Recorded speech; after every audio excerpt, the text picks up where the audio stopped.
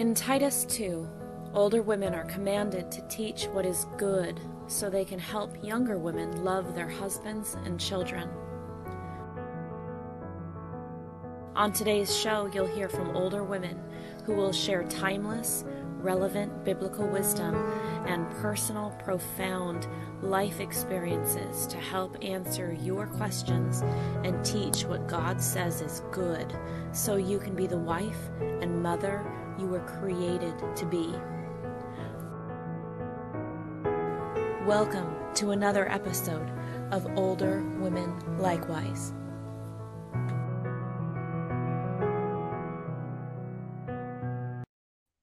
Hey there.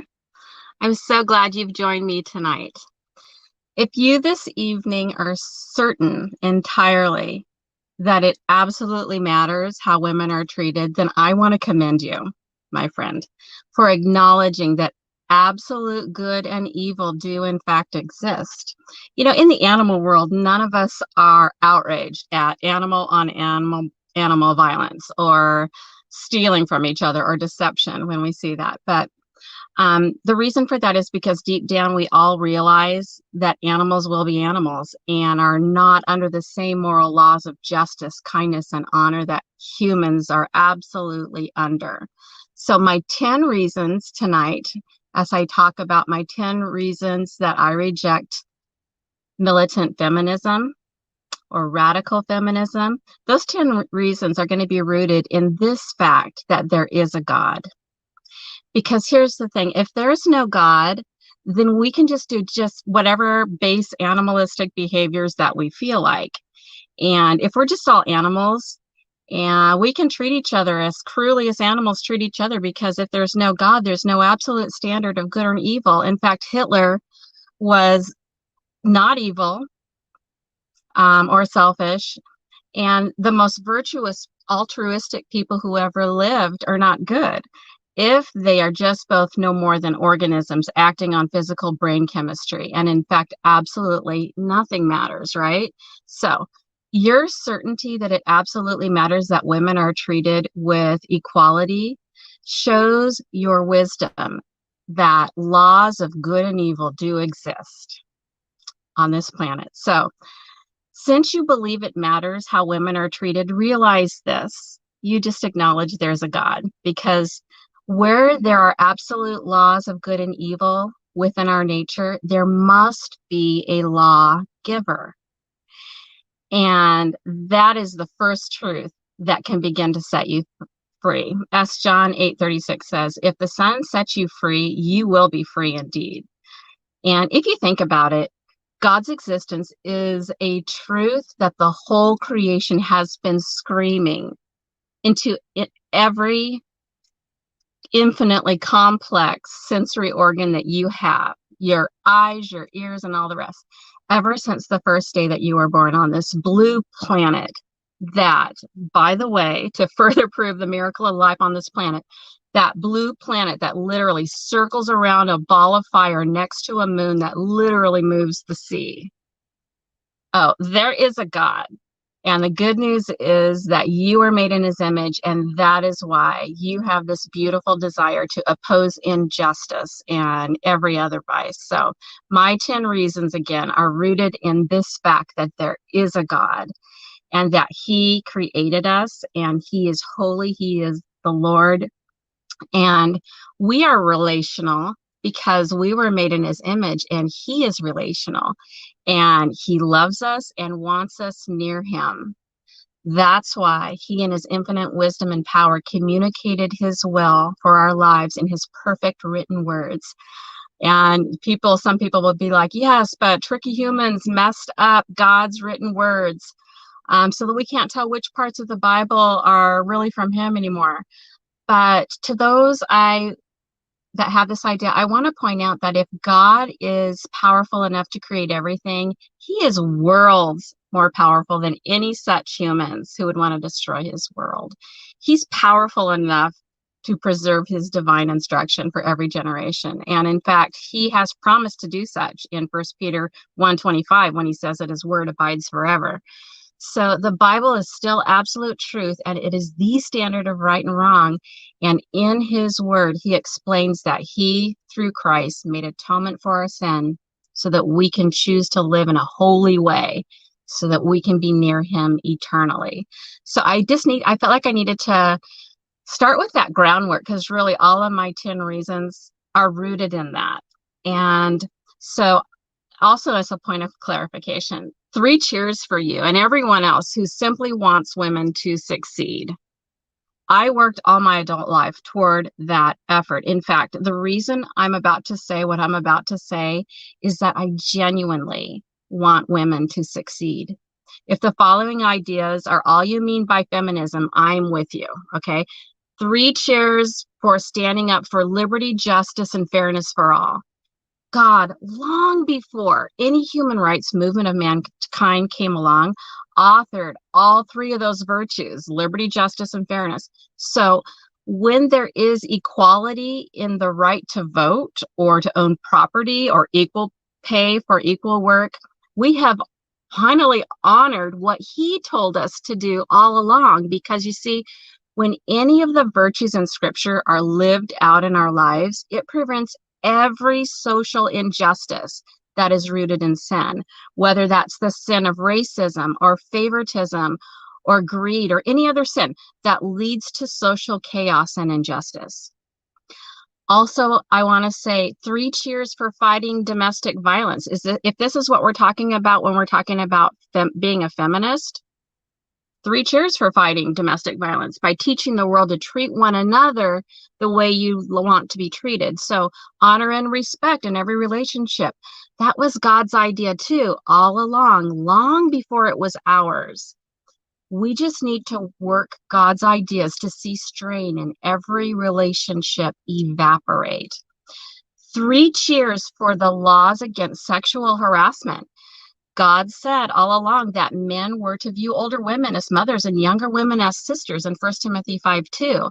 So that way, I mean, not only are women not sexually harassed, we're actually defended by chivalrous men if need be. And that kind of support and protection comes in handy, to say the least. So again, 3 cheers for the God-given ability to view oneself as the captain of one's own soul, as a person willing to face and resolve any conflict, and to refuse to see oneself as a victim of man-made or biological circumstances. And that, through hard work and discipline, a woman can be strong. Yes, I agree. So again, if those are your ideas of what you mean by feminism, I am with you.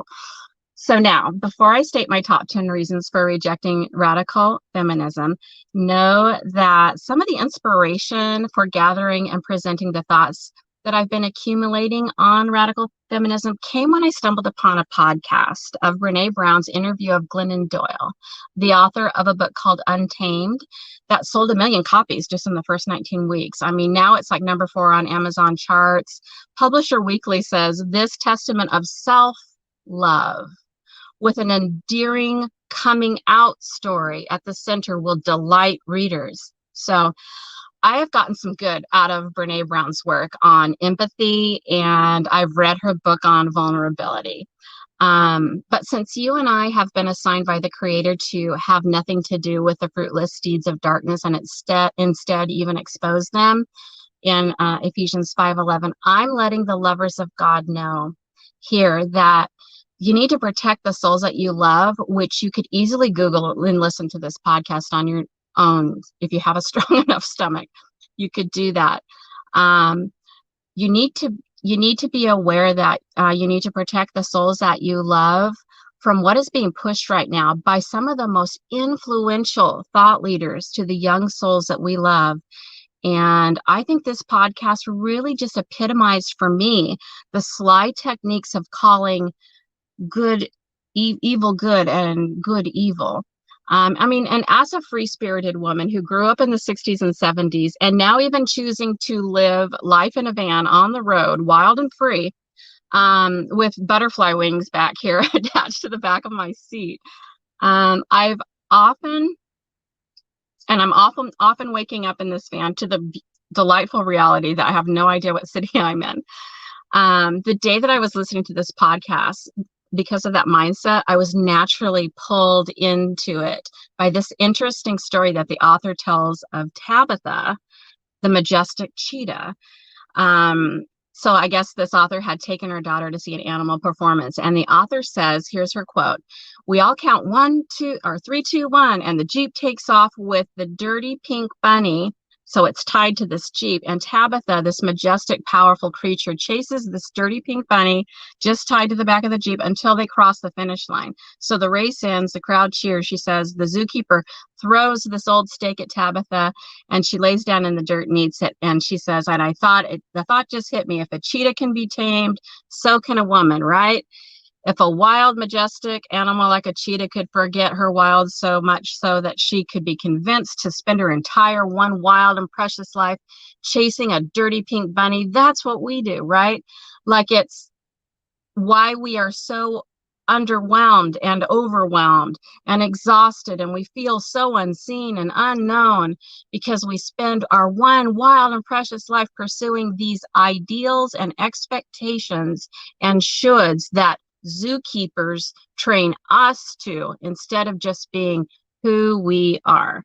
So this podcast makes the point that if you are teaching what God's word says on the topic of sacrifice in motherhood, or choosing not to be selfish, that you are like a zookeeper caging women who should instead be untamed like cheetahs. And anyone who has been trained to chase things like goodness, they say, needs to break free from what they call existing structures.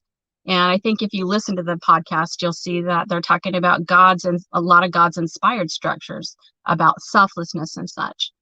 That you are like a caged cheetah that has been trained to chase a dirty bunny, the dirty bunny of, they say, being good or being selfless and so on. So the advice is to uncage yourself from the so-called lie that, and here's one of the lies: a good mother doesn't divorce her husband. Free yourself to marry another. She ends up marrying another woman.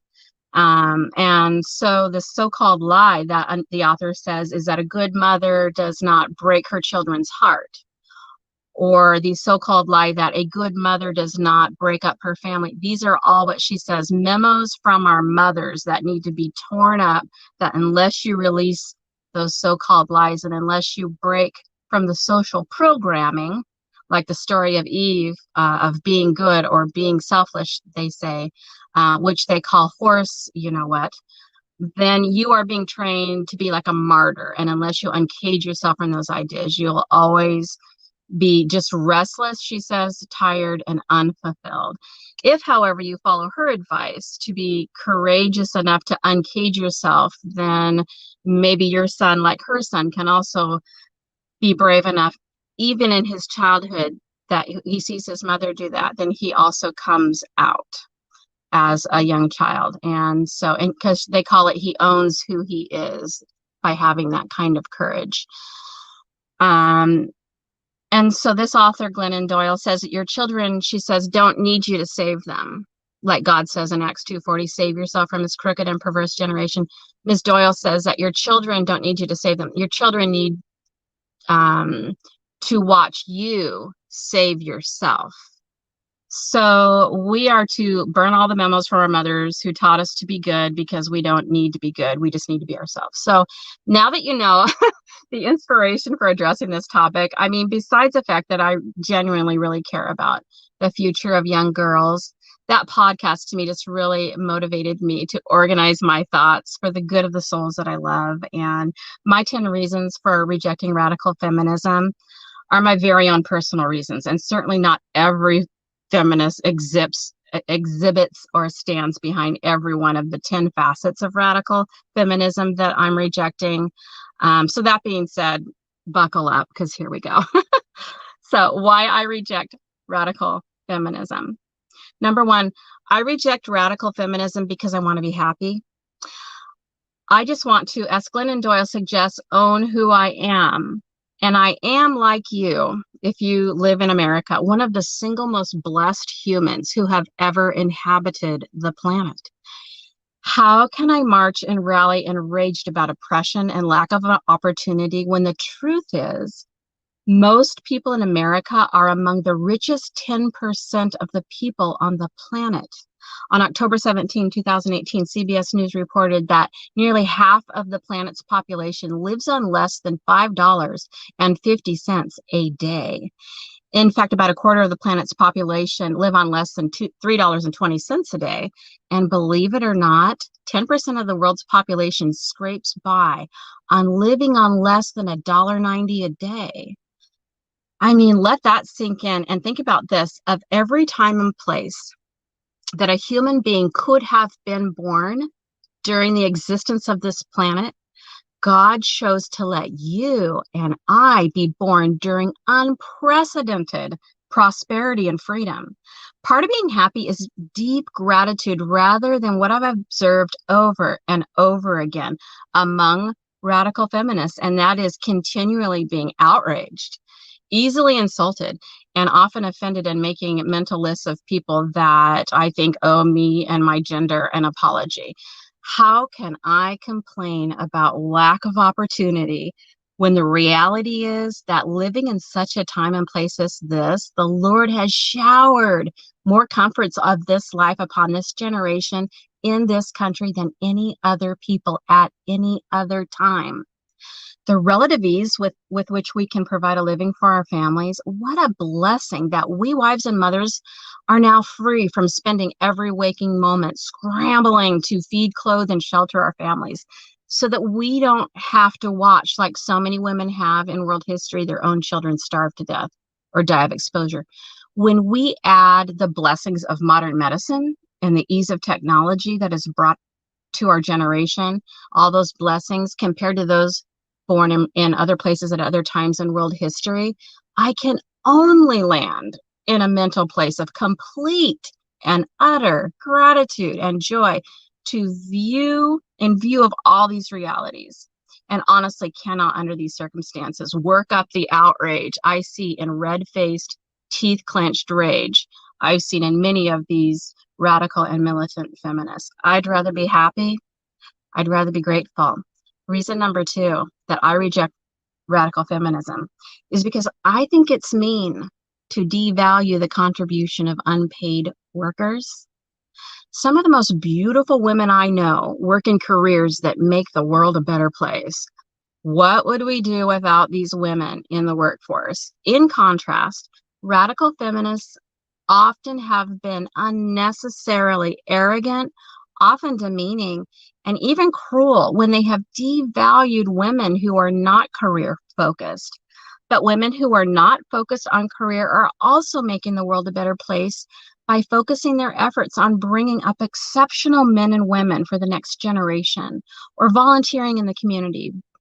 By not being career oriented, I've had the opportunity to develop my writing skills and my other gifts through volunteering for years as a domestic violence resource advocate to help the most hurting in my community, and a second police department that I served at as a victim advocate and was even called out to a school shooting to help grieving students and parents.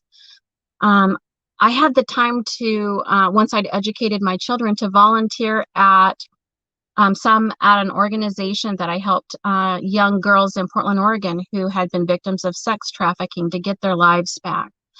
I have found these unpaid opportunities a better use of my gifts than having my life's focus be around amassing wealth and competing for positions of power. So again, don't get me wrong, I'm deeply, deeply thankful for the gifted women in the workplace that are working hard to make the world a better place. And many of them would agree with this. Money exists simply to sustain what really matters, the people we love, not a pawn for proving one person is better than another. In fact, I think people that are quietly confident about the difference that they're making in this world and in the next are way more cool than the power hungry and those who feel that they need a prestigious career to prove their worth or some kind of superiority. I believe Jesus when he says the meek will inherit the earth. Radical feminists are anything but meek. One reason I believe the meek will inherit the earth is because Jesus said it. But another reason is because I have seen it with my own eyes. Women who work full time but are not employed are very powerful and often are surrounded in their later years with the fruits of that kind of labor, which leads me to my reason number 3 for rejecting radical feminism. I reject radical feminism because I want an abundant life.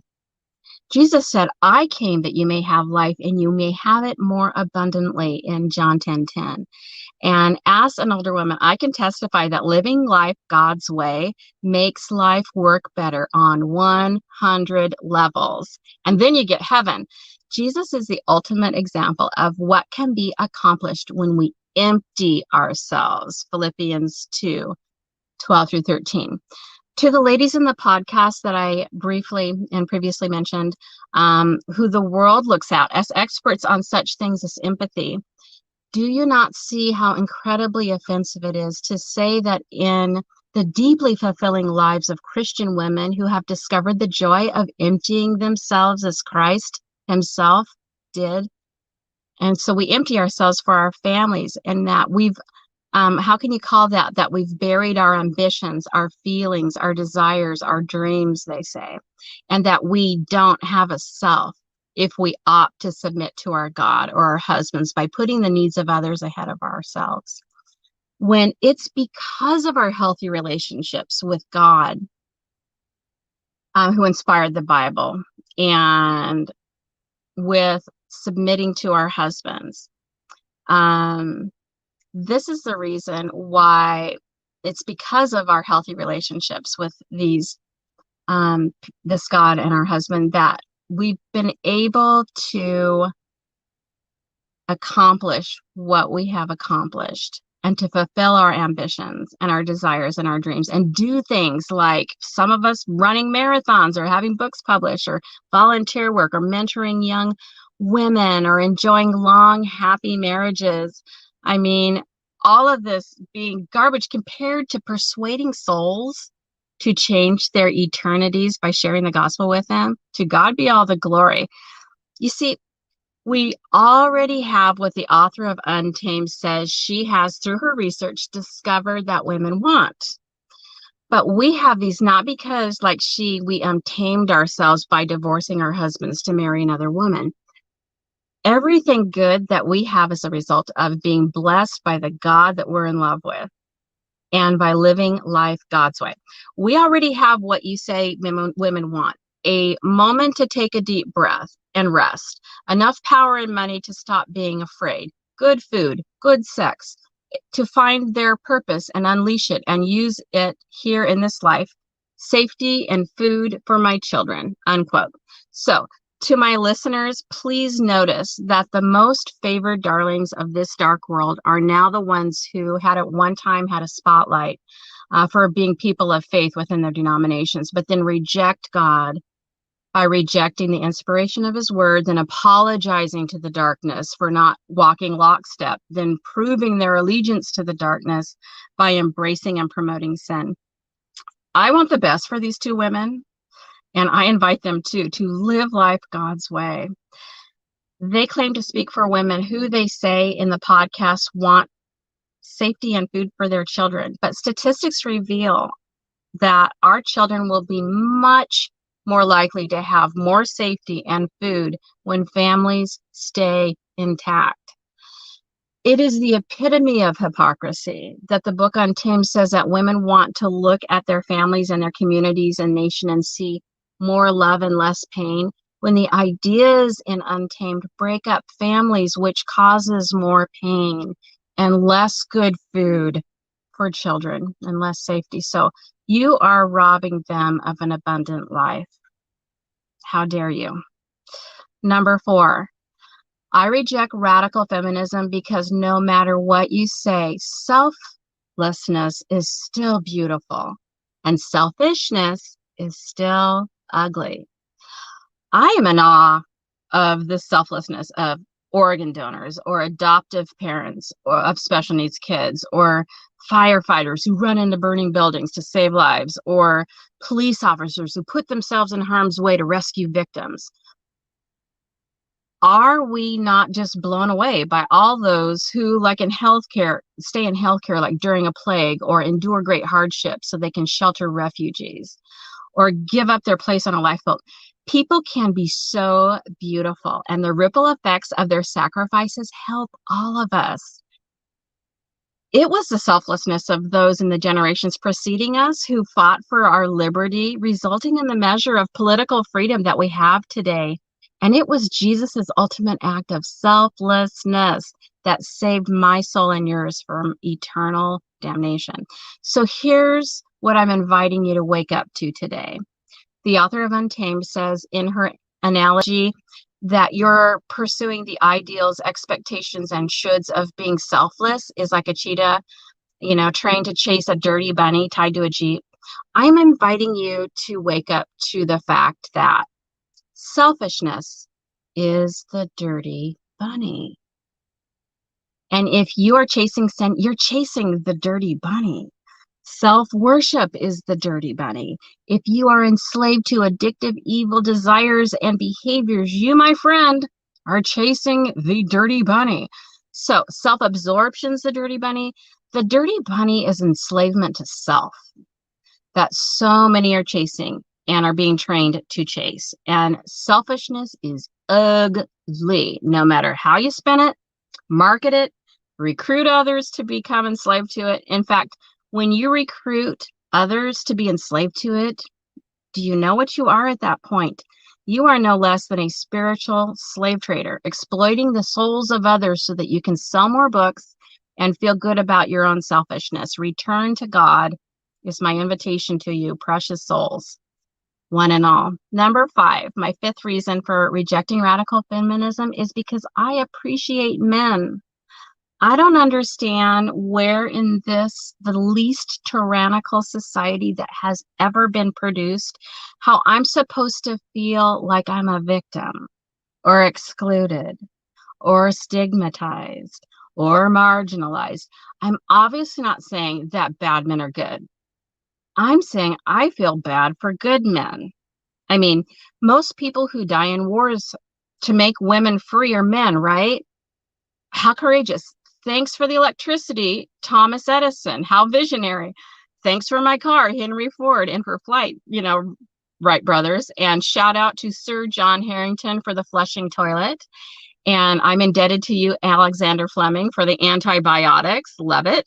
But T.G. Morton, you and your discovery of anesthesia, I think, are my favorite, because I love waking up from surgery with a repaired body.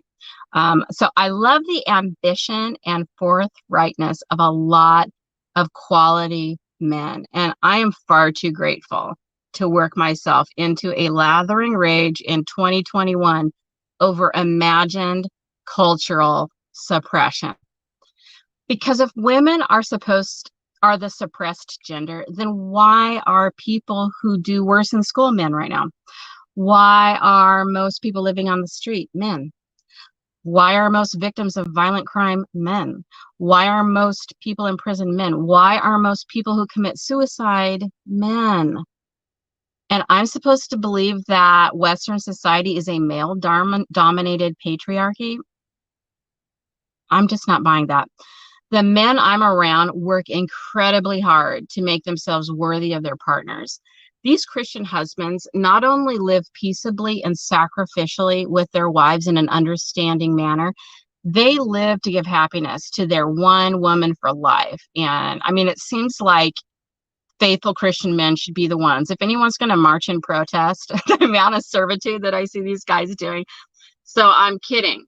Plus, they would never march and do that, because good solid men are fantastic. Good solid Christian men are fantastic. So I'm asking radical feminists who are mean to men, and not all radical feminists are mean to men.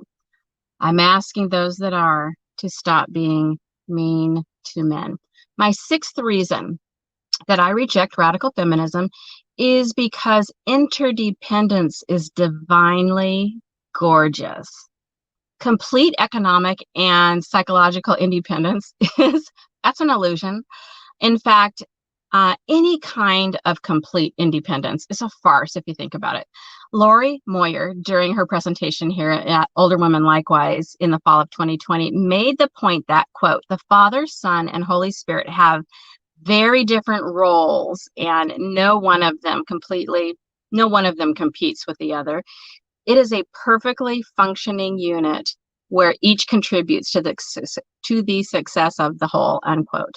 So the nature of the interdependence of the Trinity teaches us that life itself is rooted in interdependence from the moment a sperm implants itself into an egg. Life is all about relationships. And when interdependence runs on God's virtues like diligence and conscientiousness and honesty and trust, dependability, and so on, it binds our hearts together like nothing else. In families, churches, neighborhoods, schools, governments, and nations, interdependence is gorgeous because it is a manifestation of the divine. Seventh reason why I reject radical feminism is because I care more about what God thinks than the world thinks.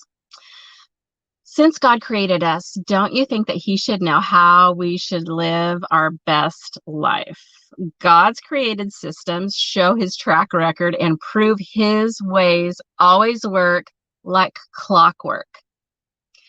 From the exactness of the planet rotation in the universe to every ecosystem, to the water vapor cycle, to procreation. So from heterosexuality to one sexual partner for life, to compassionate male leadership within families, and even to, hold your hats, wives submitting to husbands and children submitting to their parents. I trust God for how families can function the best. So I'll be hated for using that S word, submission. But as you may have noticed, the approval of mankind is a moving target, and I have no interest in playing that game. Instead, here's the truth that few people want to talk about. The same Bible that tells women to submit to their husbands actually tells every Christian to submit to one another. Ephesians 5:2. So in some ways, Christian husbands actually submit to wives more often than Christian wives submit to husbands. This is what I mean. God's instructions when it comes to marriages looks like this. A husband day after day happily knocks himself out to bring joy to his wife. Then when her turn to sacrifice her preference cycles around, she also submits.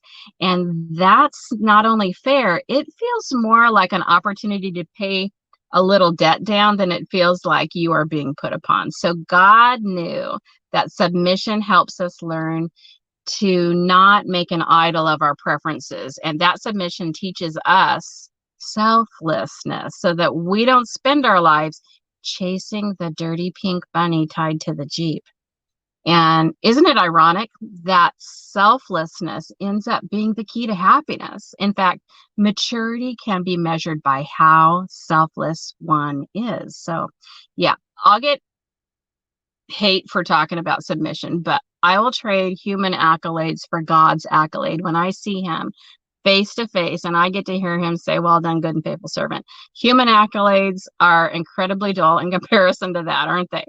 So number 8, I reject radical feminism because science is real.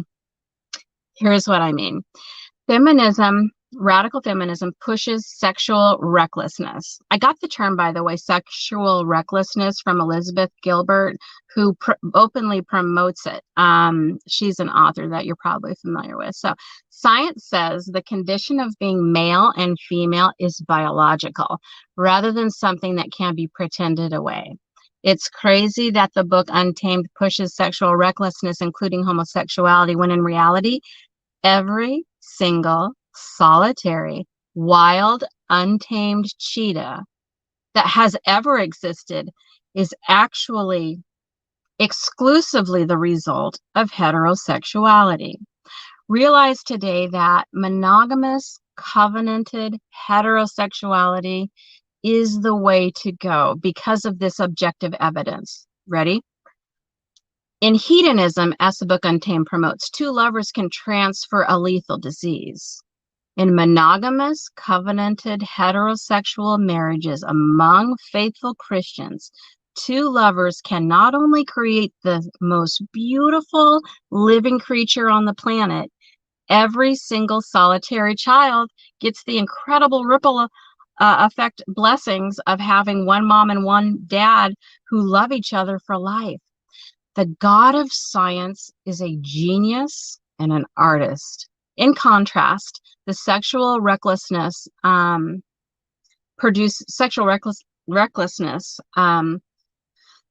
transfers diseases and an average of 56 million murdered unborn babies each year. It's crazy to try to pretend that there's no God and to pretend the evidences for biblical inspiration do not exist so that women can feel good about having sex with anyone, anytime, despite what God has said on the matter. It's a familiar cycle of any nation that has lost its soul. First, we overlook evil, then we permit evil, then we celebrate evil, then we persecute those who still call evil, evil. Number 9, I reject radical feminism because I love the benefits of keeping my proper domain. And by proper domain, I certainly don't mean the kitchen. My husband does far more cooking and laundry than I do. And honestly, conversations about domestic task distribution kind of bore me. When I say I reject radical feminism because I love the benefits of keeping my proper domain, I'm talking about something worlds deeper. I'm talking about roles within the house of God, the church. Reason number 8 actually goes out to all the feminists within the churches and denominations that are seeking what the Pharisees sought in the first century, to be first in the kingdom of heaven and to take seats of honor within the church. Luke 14, by disregarding what God says about women leading public worship. 1 Timothy 2.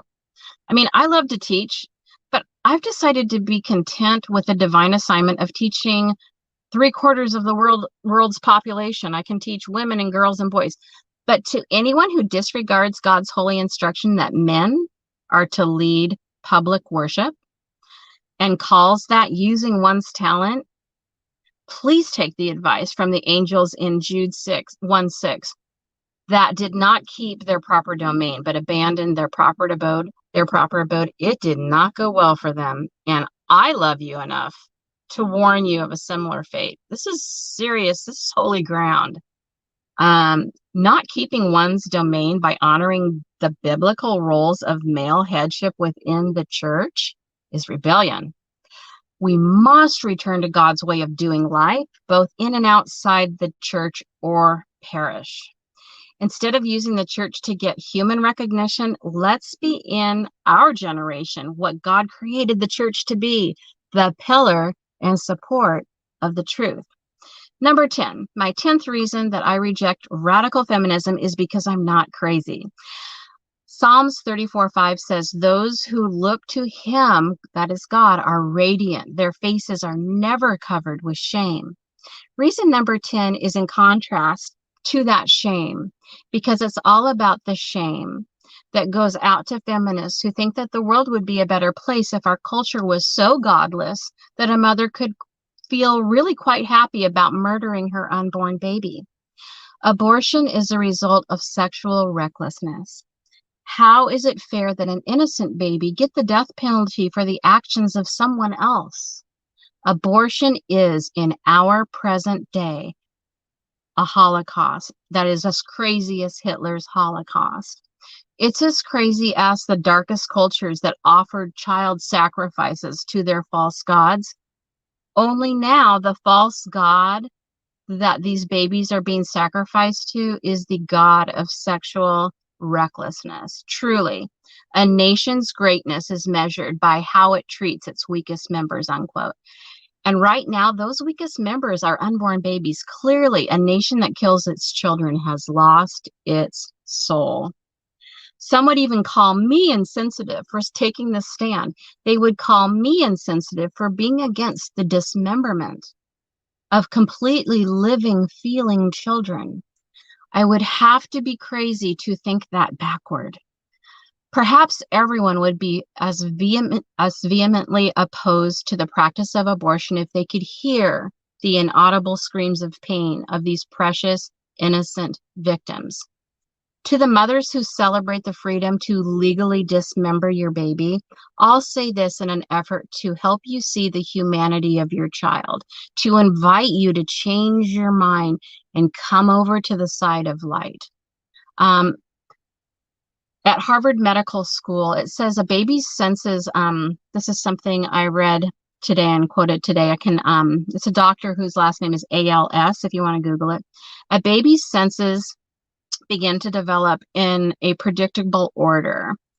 And the first to come on board is touch. By 8 weeks of pregnancy, a fetus responds to touch around his lips and cheeks. By 9 weeks, she has fingerprints like no one else's fingerprints that has ever been created. And by 11 weeks, he has begun exploring his own body and is in his warm little nest with his mouth and his hands and his feet. And ultrasound scans show babies holding their umbilical cord and fetuses that use touch to both soothe themselves and teach themselves. So, to the pro-abortion radical feminist who is proud of her abortion, I'm going to say this. Do you ever wonder what could have been? Do you wonder if your daughter would have had a voice just like yours, so that when you would have spoken or sung together, it would have been almost indistinguishable? I wonder if she had eyes the color of your mother's.